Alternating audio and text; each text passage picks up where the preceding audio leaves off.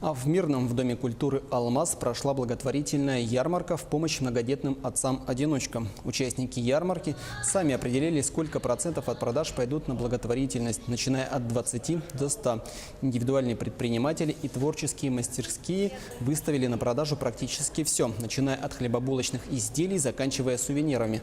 Ну а некоторые жители могли испытать удачу в беспроигрышной лотерее. Всего по окончанию благотворительной ярмарки было выручено 20 тысяч рублей, которые пойдут на помощь двум многодетным отцам-одиночкам города Мирного.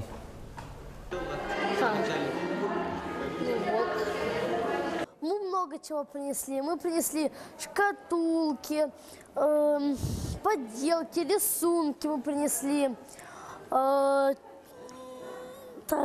ободки, ну и все остальное. Мы делали вот шкатулку из книги. Она, получается, сама обложка вот книжки, а поверх покрыта стеклярусом.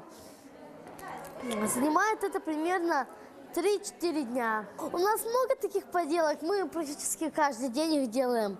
Так что нам будет жалко.